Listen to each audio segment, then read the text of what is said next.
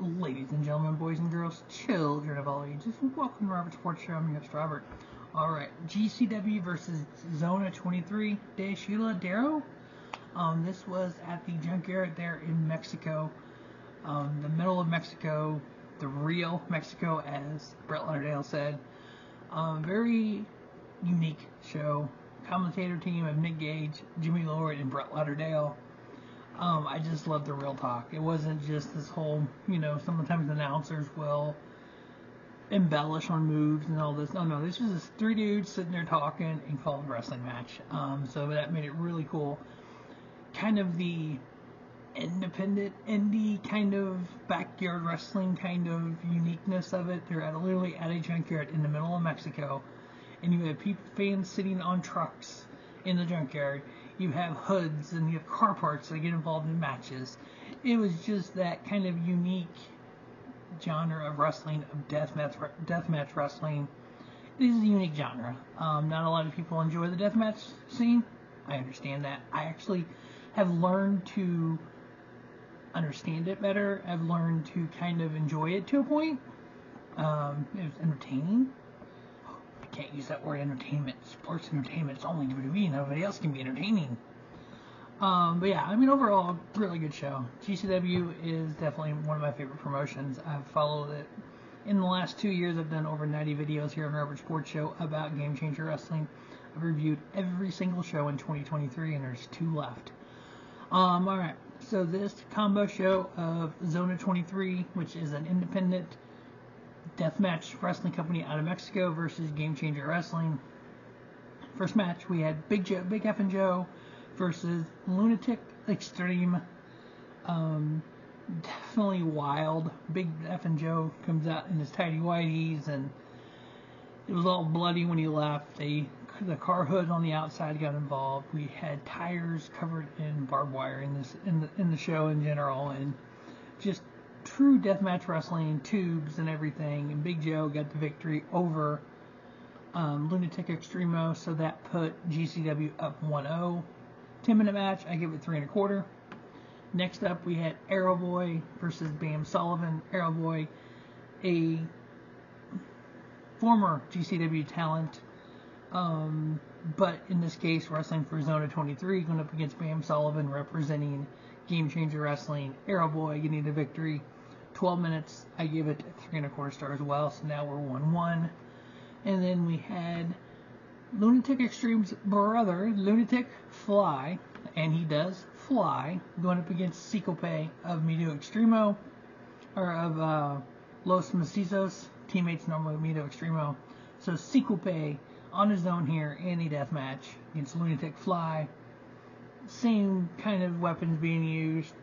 It was just one of those. It was about 14 minutes long. All these matches were between 9 minutes and 15 minutes, and they were all kind of using the same plunder, just a different version of it. These two actually went and fought out into the crowd a little bit, into the junkyard, so per se.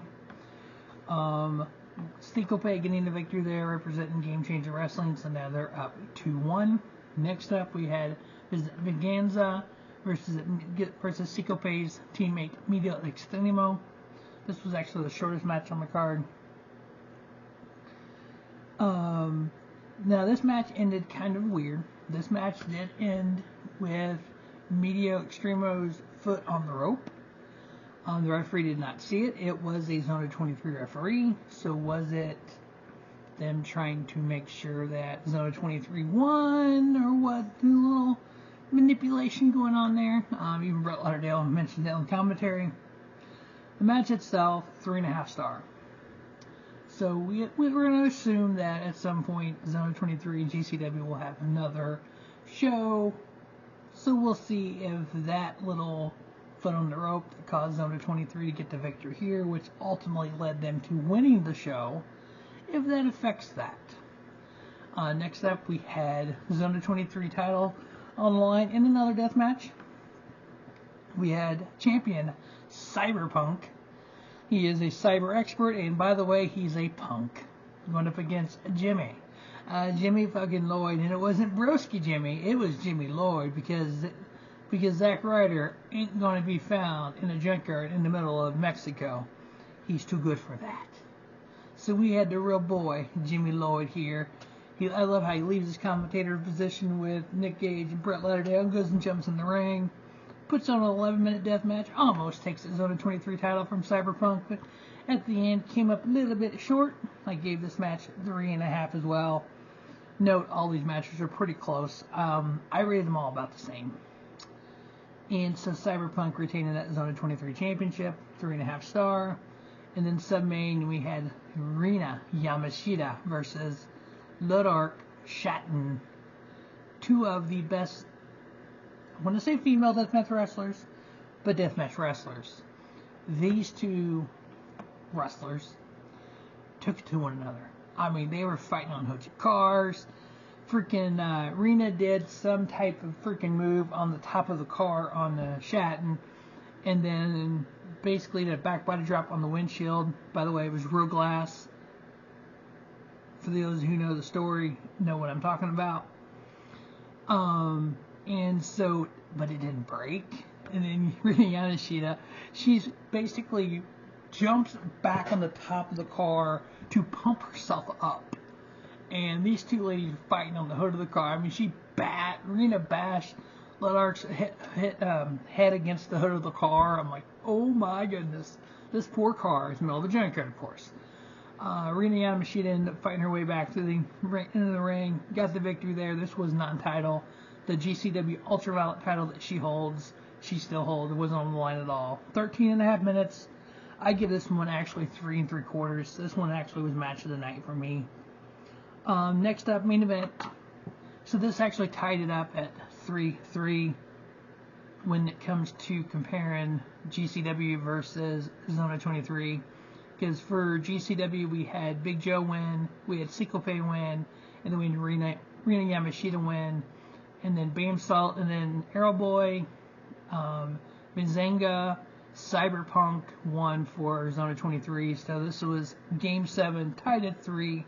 GCW representative John Wayne Murdoch versus Pagano representing Zona 23. Deathmatch to end it all. 14, almost 15 minutes of two guys just tearing one another apart. I mean, the tire with the barbed wire on it, we had multiple hoods on it, and as Nick Gage said, the 52 Chevy hood. I don't know what it was. I'm making that up, or it was true. And at the end of the day, Pagano getting the victory, giving the win of the show to Zona 23. But I go back to Venganza and Miedo Extremo. Miedo Extremo had his foot on the rope. They rang the bell. According to Brett Lauderdale, he went down and talked to the timekeeper and lost his shit on that, but because that cost him. But you know what? Overall, fun show, unique show. When you put a show on in the middle of a junkyard with the guys on commentary who really aren't on commentary, they're just guys talking, which I loved. I thought that was great. This is the underground independent wrestling show that GCW can put on.